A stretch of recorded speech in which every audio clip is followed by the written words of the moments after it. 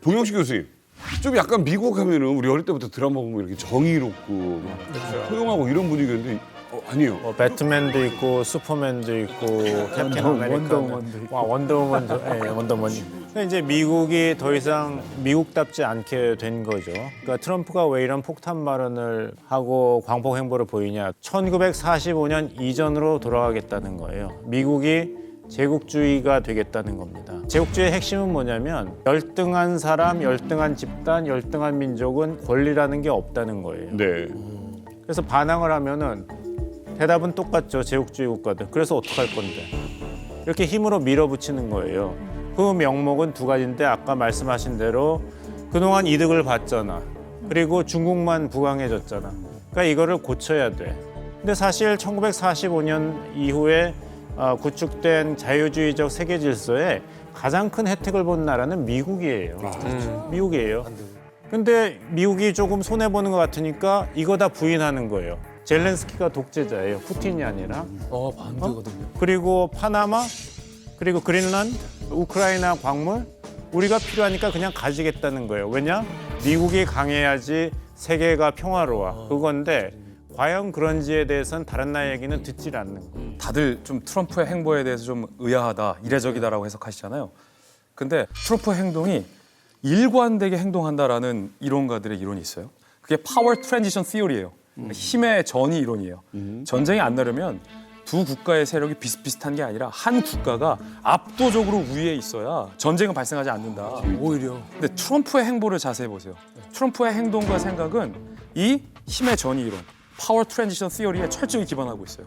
미국 중심으로 압도적인 세계 질서가 재편돼야 전쟁이 발생하지 않는다. 우크라이나, 러시아 같은 경우도 우리가 생각할 땐 아니 우크라이나 좀 더 도와줘서 나토군도 보내서 러시아랑 좀 대등대등한 힘의 밸런싱을 맞추면 전쟁이 안 일어날 것 같다는 생각으로 보면 이해가 안 되죠.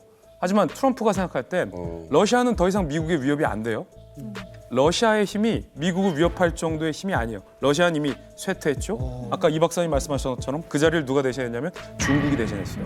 그럼 트럼프 입장에서는 자꾸 고개를 쳐드는 중국을 압도적으로 누리기 위해서는 러시아가 필요한 거죠. 러시아의 편을 들어주면서 우크라이나와 러시아의 안보 균형도 불균형 상태로 만들어 놓으면 더 이상의 전쟁은 일어나지 않을 거라고 보고 있어요. 최근에 이와 똑같은 케이스가 하나 있는데 이스라엘에서 팔레스타인 자치지구 가자 지구에서 아예 팔레스타인인을 뭐 이집트나 요르단 다른 지역으로 추방시키겠다, 강제 이주시키겠다.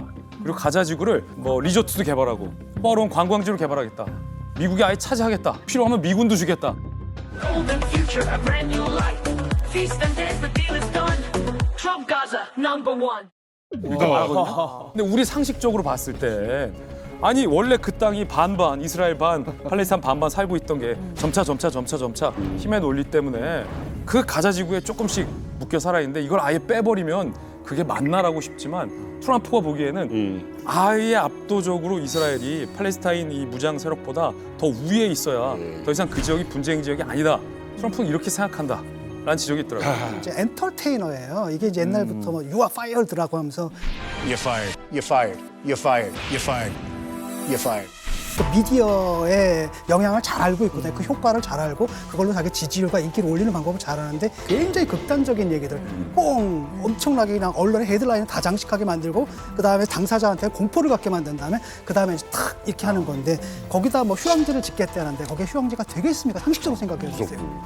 아니 거기 땅 뺏긴 사람들 가만히 있어. 그럼 거기 가가지고 맨날 또 총 쏘고 포 쏘고 막 이럴 텐데 거기 휴양하러 가시고 싶겠습니까?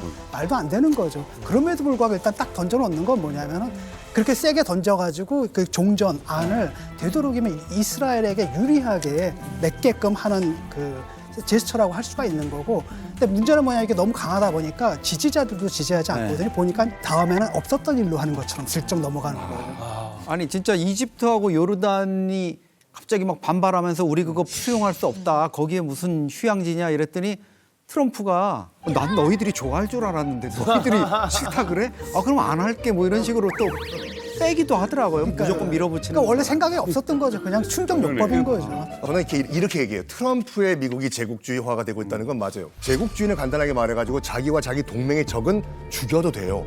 명분이 돼요. 그건. 이거는 우리와 열등한 민족이기 때문에.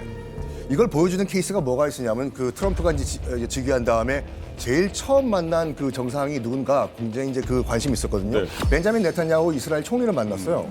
그러면 당연히 이제 그 만나기 전에는 뭐 가자 지구 문제 같은 거를 해결할 수 있는 해법을 뭐 제시할 것인가라는 걸 봤는데 웬걸 생뚱맞게 회담 끝에 이제 황금 삐삐를 선물해 주는 거예요. 왜? 왜냐? 기억하시겠지만 2024년 그 9월에 이 헤즈볼라의 삐삐 폭탄을 설치했잖아요. 모사드가. 헤즈볼라가 들고 다니는 무선 호출기, 일명 삐삐 수천 대가 동시다발로 폭발했습니다. 이스라엘이 폭발물을 심어 놓고 원격으로 폭발시킨 것으로 보입니다.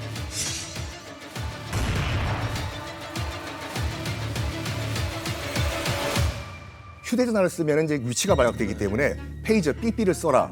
이 안에 이제 폭탄을 심은 거예요. 그 9월 달에 일제히 폭파시켰는데 삐삐니까 일단은 여기서 허리 치면서 삐삐삐 울렸을 거 아니에요? 일단 허리에서 터져요. 그러면 이 눈높이에 있었던 아이들이 굉장히 많이 죽었어요. 그리고 또 이걸 소리가 나니까 이거 봤을 거 아니에요. 여기서 터져가지고 얼굴이 날아갔는데 당시 이거를 치료했던 그 의사들의 말에 따르면 살아생전 이렇게 많은 안구를 적출한 건 처음이다 라는 비극이에요. 사람이 죽었어요. 근데 트럼프가 이 황금 삐삐를 선물을 받은 다음에 뭐라고 했냐면 이런 걸 왜 줬냐가 아니라 이 삐삐 작전이 정말로 훌륭한 작전이었다라는 말을 했습니다. 그 말은 뭐냐면 나와 우리 제국주의 동맹 이외의 열등한 민족은 죽여도 된다라는 걸 공언한 거예요 지금.